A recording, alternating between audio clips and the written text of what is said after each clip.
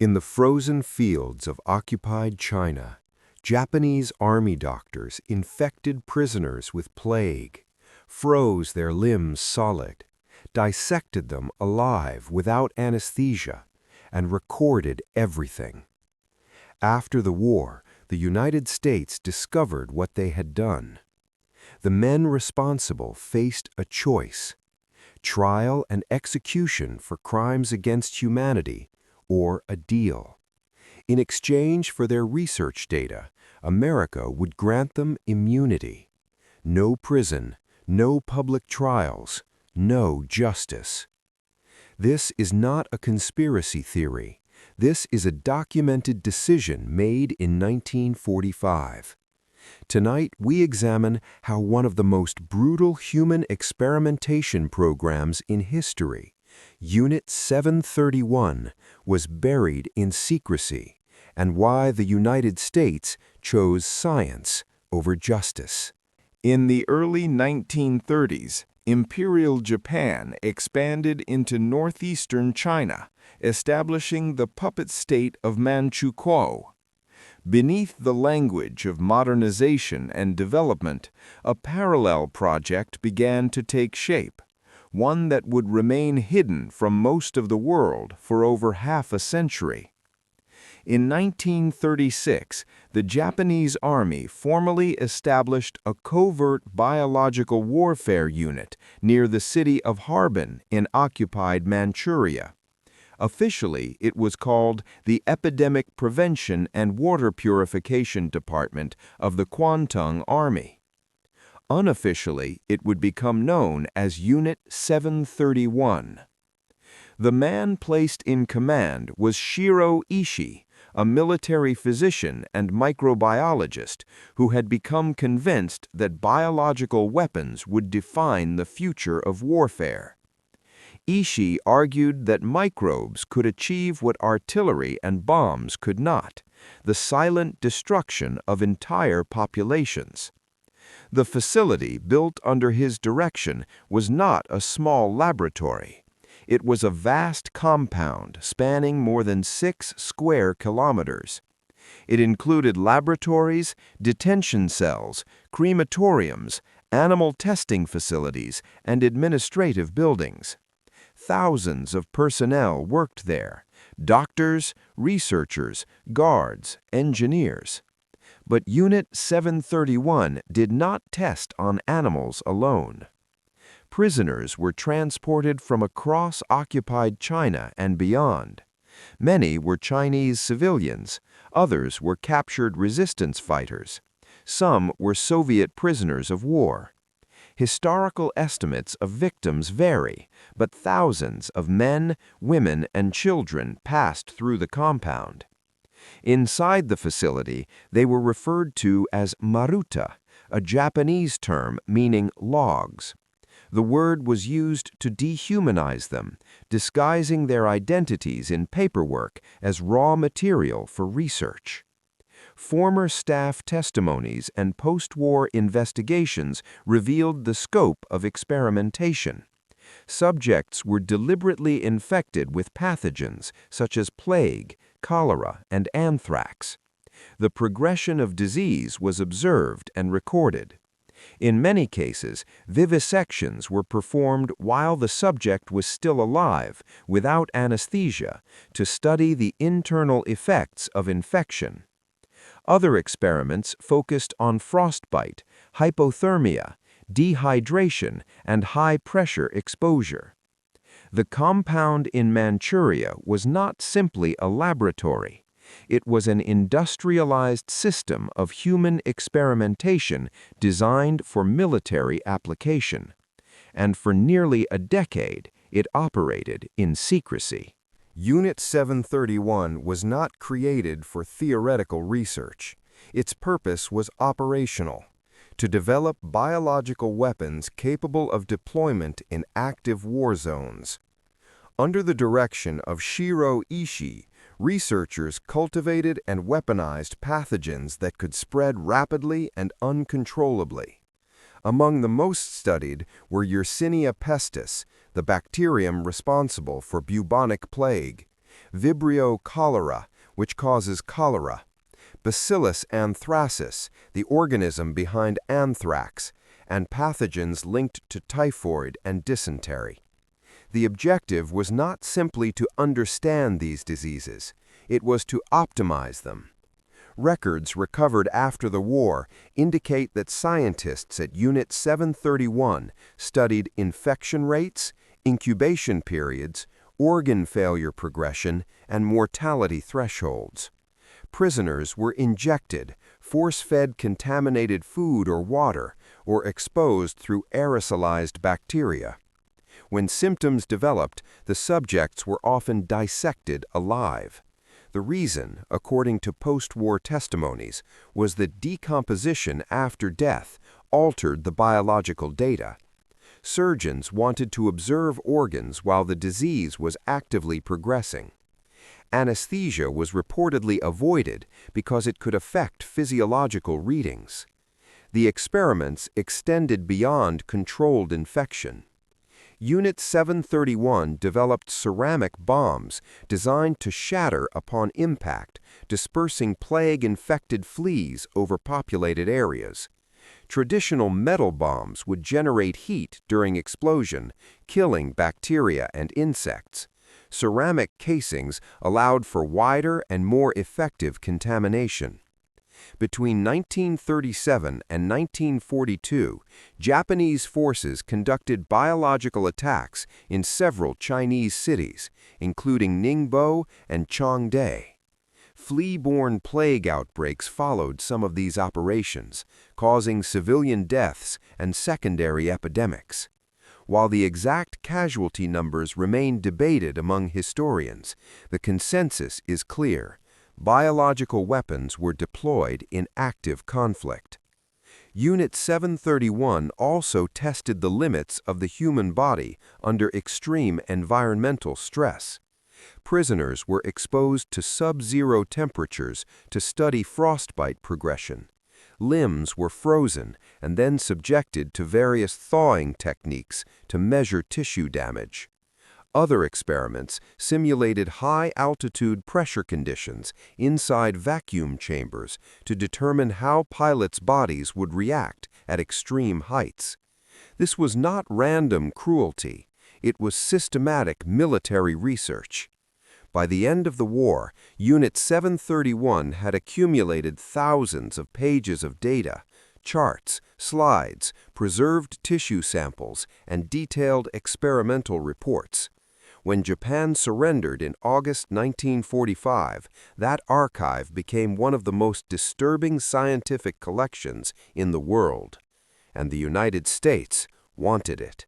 In August 1945, the war turned against Japan with irreversible speed. On August 6th and 9th, atomic bombs were dropped on Hiroshima and Nagasaki. On August 8th, the Soviet Union declared war on Japan and launched a massive invasion into Manchuria. Within days, the Kwantung Army, once considered elite, began collapsing under Soviet assault. Unit 731 suddenly faced a crisis. If Soviet forces captured the compound, they would gain access to its facilities, research, and personnel. For Shiro Ishii and his senior officers, this outcome was unacceptable. Orders were issued to destroy evidence. Former personnel later testified that documents were burned, laboratory equipment dismantled, and experimental animals killed. Some reports indicate that remaining prisoners were executed to eliminate witnesses before the facility was abandoned. By mid-August 1945, much of the Pingfang complex had been partially destroyed. Staff dispersed, many blending back into civilian life in Japan. Ishii himself reportedly went into hiding. For several weeks, chaos obscured the full scale of what had occurred in Manchuria. Japan's surrender on September 2, 1945, formally ended the war, but it did not immediately reveal the existence of Unit 731 to the wider world. American occupation forces entered Japan with a long list of objectives: demilitarization, political restructuring, and war crimes investigations. The International Military Tribunal for the Far East, often called the Tokyo Trials, began preparing cases against high-ranking Japanese leaders. Biological warfare was known to have been explored by several nations during the war.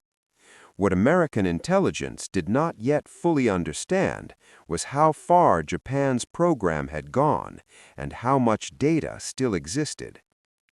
At the same time, Soviet intelligence units advancing through Manchuria were collecting their own evidence. Captured Japanese personnel were interrogated. Documents were seized. The race for information had begun. In the emerging geopolitical landscape, the alliance between the United States and the Soviet Union was already fracturing.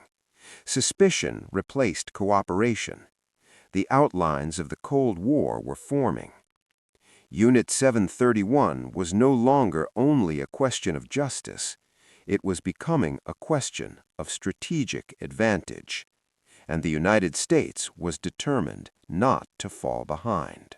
In September 1945, as occupation forces settled into Tokyo, fragments of intelligence regarding Japan's biological warfare activities began surfacing.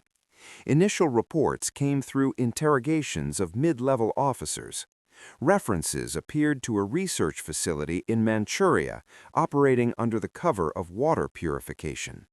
American investigators soon realized that this was not a minor program.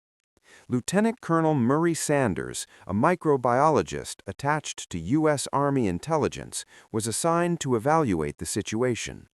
Sanders was not hunting battlefield crimes in the conventional sense. His task was scientific intelligence assessment. What he began uncovering alarmed him. Through interrogations and document analysis, Sanders learned that Japan had conducted large-scale human experimentation involving infectious diseases. The scope exceeded earlier assumptions. This was not limited to laboratory animals or isolated field tests. It was systematic. As details accumulated, Sanders and other American officials faced a critical question: who had led the program? The name that repeatedly surfaced was Shiro Ishii. Ishii had trained as a physician and risen through military ranks by promoting biological warfare as Japan's strategic equalizer. He had built a research empire in Manchuria with direct military backing.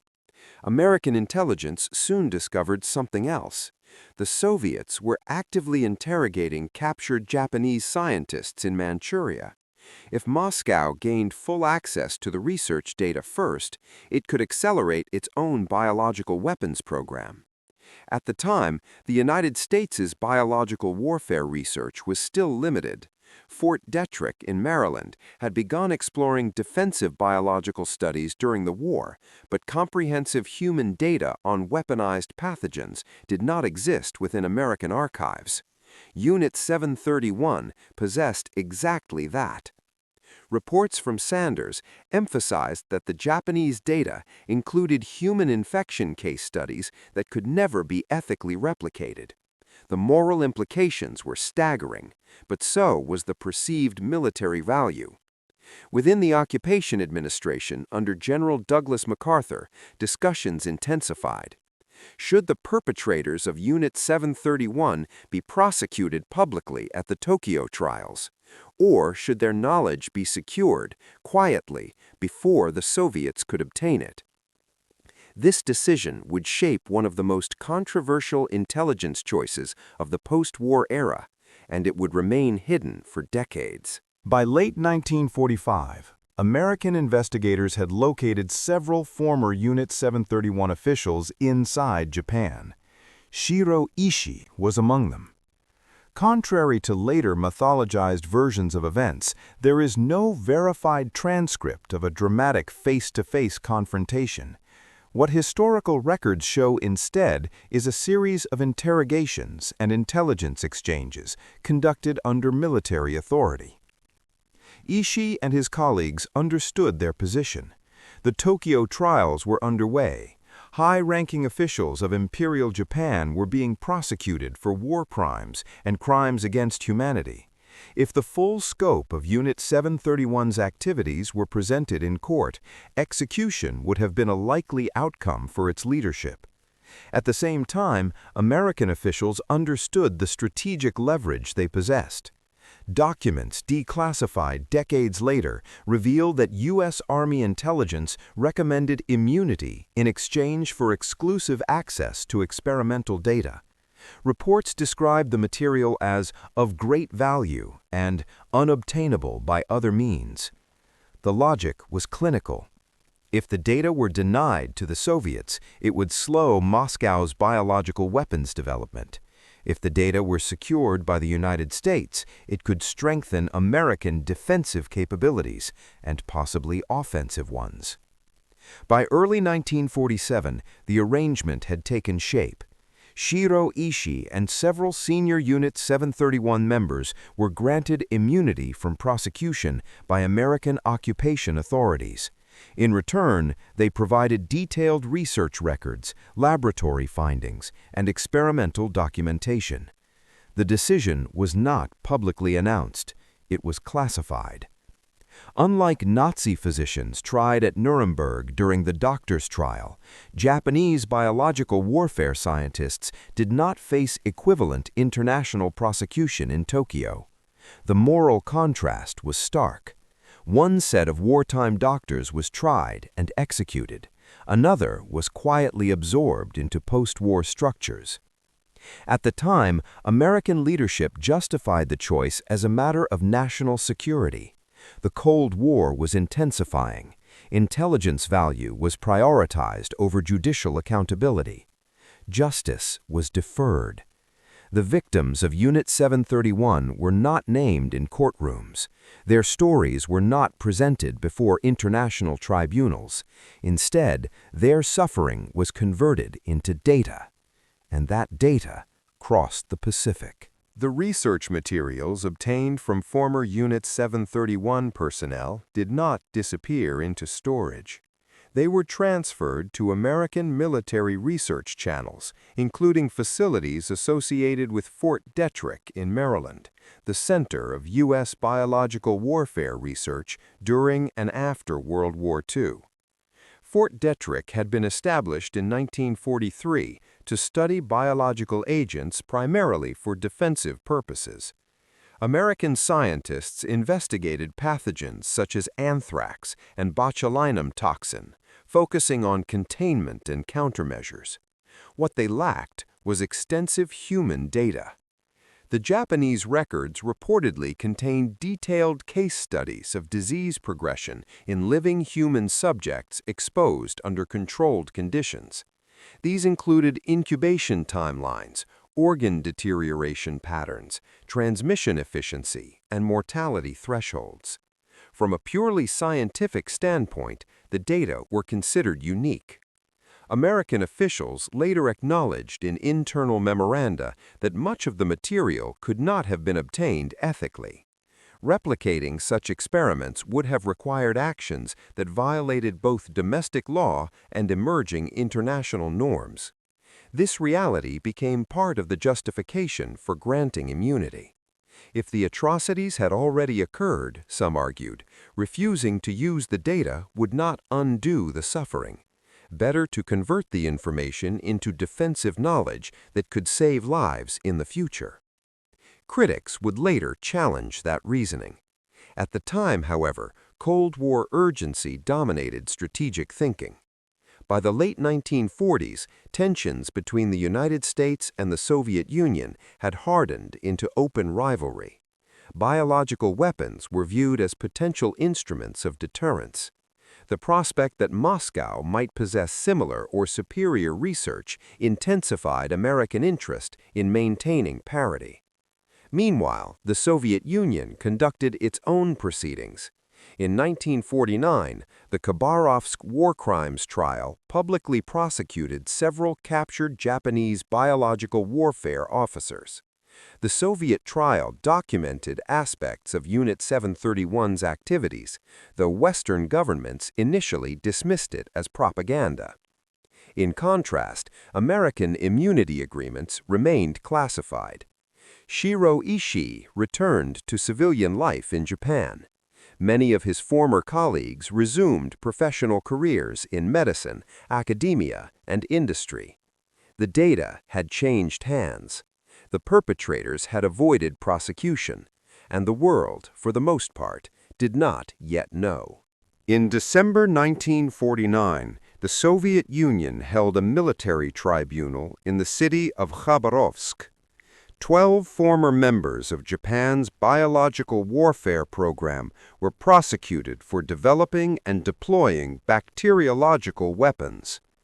The Khabarovsk War Crimes Trial presented testimony detailing human experimentation, plague bomb development, and biological attacks against Chinese civilians. Transcripts described the structure of Unit 731 and related units, methods of infection, and the disposal of bodies. At the time, Western governments, including the United States, dismissed the trial as political theater. The early Cold War environment ensured that any Soviet proceeding was viewed through the lens of propaganda. American officials publicly questioned the credibility of the confessions. Privately, however, U.S. intelligence already possessed extensive confirmation of those same activities through its own immunity negotiations. This dual posture created a deliberate silence in Tokyo.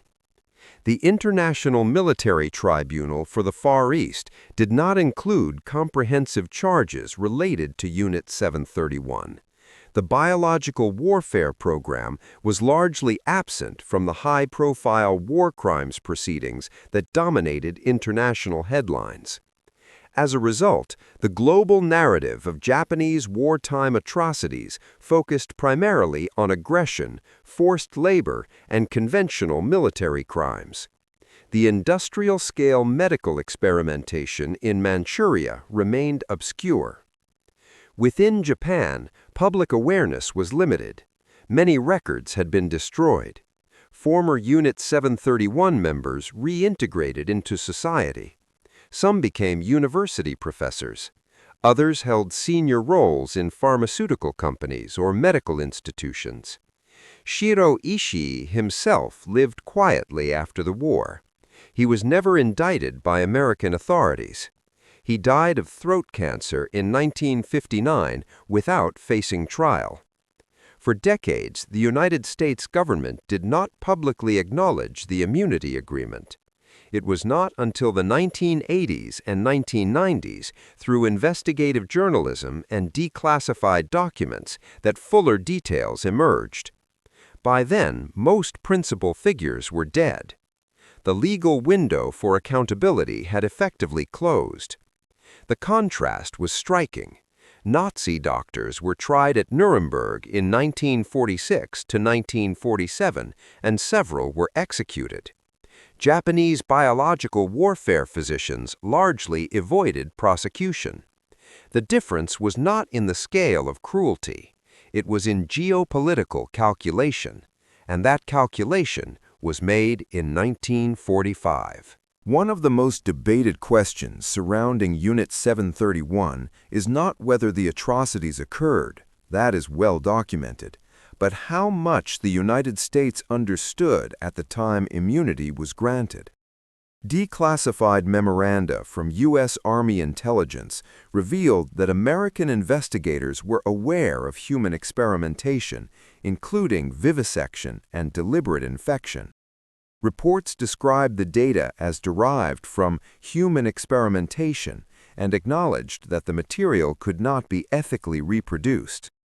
In a 1947 internal assessment, U.S. officials concluded that prosecuting Ishii and his colleagues would risk exposing the immunity arrangement and potentially sharing the information in open court, where it could become accessible to other nations. The strategic concern was clear: If the details entered the public record during war crimes proceedings, the Soviet Union might gain access to information that American intelligence was trying to monopolize. Thus, the decision was not based on ignorance, it was based on containment. The United States had already initiated its own biological research programs. Although publicly framed as defensive, these programs involved studying pathogens for military application.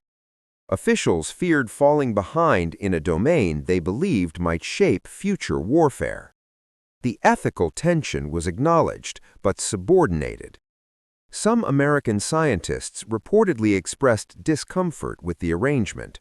Others argued pragmatically that the victims could not be helped retroactively, but future lives might be saved through improved understanding of disease weaponization and countermeasures. This reasoning reflects the mindset of early Cold War strategy: security through superiority, secrecy through classification, justice delayed for the sake of advantage. By the early 1950s, U.S. biological research expanded significantly. Fort Detrick grew in size and scope. While the precise operational impact of Unit 731's data remains debated among historians, there is little doubt that it influenced American assessments of biological warfare capabilities. Meanwhile, the families of victims in China and elsewhere had no knowledge of the immunity agreements. For them, the war had ended, but accountability had not begun. The silence held, and the files remained locked. Discussions of Unit 731 often center on strategic calculations, military intelligence, and geopolitical maneuvering. But beneath those layers lies the reality of the victims. Most of the individuals subjected to experimentation were never formally identified in surviving records. Many were Chinese civilians taken from nearby villages. Others were political prisoners, suspected resistance members, or individuals detained arbitrarily by military police. Some sources indicate that Soviet prisoners of war were also used. Testimonies mention women and children among those confined within the compound. They were classified as maruta, logs, experimental material. Reducing human beings to inventory simplified paperwork and made it easier for personnel to detach emotionally from their actions. Estimates of total victims vary. Historians generally place the number of those killed within Unit 731's facilities in the thousands. Additional deaths occurred as a result of field biological attacks carried out in Chinese provinces. The true number may never be precisely known, in part because of the deliberate destruction of records in August 1945. What is known is that victims were denied basic human recognition. They were not tried, they were not sentenced, they were not given the opportunity to defend themselves. They were used. And when they died, they were cremated, buried anonymously, or erased from documentation entirely. In the decades that followed, survivor testimony slowly emerged. Chinese researchers and journalists investigated former Unit 731 sites. Memorial museums were eventually established near the ruins of the Pingfang complex. For many families, acknowledgement came long after the perpetrators had passed away. The post-war immunity decision added another layer of injustice. Those responsible for designing and overseeing the experiments avoided public trial. The people who suffered were not named in international courtrooms. Their stories were largely absent from global memory during the formative years of the Cold War. History sometimes records the decisions of governments more clearly than the lives of individuals. Unit 731 is one of those cases. After World War II, the International Military Tribunal for the Far East, often referred to as the Tokyo Trials, prosecuted leading Japanese officials for war crimes. Yet the name Shiro Ishii was not among the primary defendants. Why? The answer lies in jurisdiction, timing, and political leverage. By the time the Tokyo Tribunal was fully operational, American intelligence had already secured cooperation from key Unit 731 personnel. Immunity arrangements were negotiated quietly and outside the courtroom framework. Bringing Ishii to trial would have required disclosing the biological experimentation program in detail, including the fact that U.S. authorities had chosen to trade prosecution for data. That disclosure would have created diplomatic embarrassment and strategic complications. The tribunal did prosecute certain Japanese officers for conventional war crimes committed in China and Southeast Asia. However, the biological warfare program was not given the same visibility. In contrast, the Soviet Union conducted its own proceedings in December 1949, the Khabarovsk War Crimes Trials. There, several captured Japanese officers testified about biological warfare activities. At the time, Western governments dismissed those trials as propaganda. Only decades later did historians reassess portions of the testimony as broadly credible. The divergence illustrates how early Cold War tensions shaped the narrative. Each bloc accused the other of misconduct while shielding its own strategic interests. Public awareness in the West remained limited. Media coverage of Unit 731 was minimal compared to other war crimes revelations. The absence of a major public trial meant there were no dramatic courtroom confrontations, no global headlines, no definitive judicial record comparable to Nuremberg. Instead, there was administrative silence. The decision was not an oversight. It was a choice, a calculated prioritization of intelligence value over public accountability. For decades, many outside East Asia had never heard of Unit 731. The files were classified, the scientists returned to civilian life, and the world moved forward into a new kind of conflict, one defined by nuclear weapons, proxy wars, and covert programs. The biological chapter faded into the background, but it never disappeared. By the early 1950s, the world had entered a new era. The Cold War reshaped priorities. The arms race expanded beyond conventional weapons into nuclear, chemical, and biological domains. Governments no longer viewed warfare as confined to battlefields. They began preparing for conflicts that could unfold invisibly through microbes, radiation, and atmospheric dispersion. In this environment, information became as valuable as territory. The data obtained from Unit 731 was evaluated within that strategic context. American biological research facilities expanded. Defensive programs studied vaccines, detection systems, and containment protocols, but they also examined offensive possibilities. It is important to be precise here. There is no credible evidence that the United States replicated the human experimentation practices of Unit 731. However, biological weapons research did continue during the Cold War, framed primarily as deterrence and preparedness. The logic mirrored nuclear doctrine: understand the threat in order to counter it. The Soviet Union pursued its own biological programs. Mutual suspicion fueled expansion on both sides. The existence of prior Japanese experimentation demonstrated that biological warfare was not theoretical. It had already been attempted. That realization influenced global security thinking. Yet the ethical cost of how the information had been obtained remained unresolved. The immunity agreements effectively separated scientific data from moral accountability. Researchers could cite findings, governments could analyze reports, but the origins of that knowledge were rarely discussed publicly. In academic and military circles, the information was treated as classified material rather than as evidence from criminal acts. Over time, the strategic relevance diminished.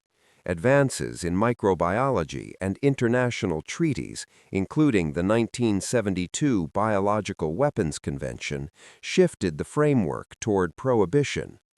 Still, the Cold War period ensured that Unit 731 did not become a defining international scandal in the way other war crimes had. It became a quiet footnote in classified archives. The shadow of the program lingered, not as a public reckoning, but as a reminder of how rapidly ethical boundaries can erode when fear and rivalry dominate decision-making. And by the time the Cold War matured, many of the original actors were no longer alive to answer questions. History had moved on, but the documents remained. For decades after World War II, public awareness of Unit 731 outside East Asia remained limited. The story began to re-emerge gradually in the 1980s and 1990s. Journalists, historians, and independent researchers in Japan and China began uncovering documents, interviewing former personnel, and investigating physical remains at the former Pingfang site near Harbin.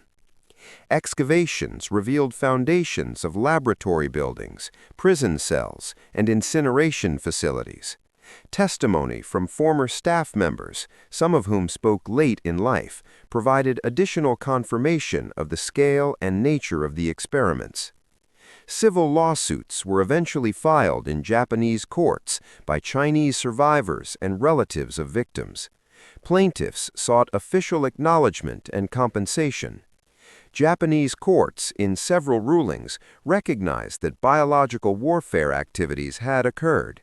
However, claims for state compensation were largely rejected on legal grounds related to post-war treaties and statutes of limitation. The issue of formal government apology has remained politically sensitive. In the United States, declassification of certain wartime intelligence files shed more light on the immunity arrangements. Scholars gained access to memoranda discussing negotiations with Ishii and his associates. The language of those documents reflected pragmatic calculation rather than moral reflection. The release of these materials did not trigger a major public scandal comparable to earlier war crimes revelations.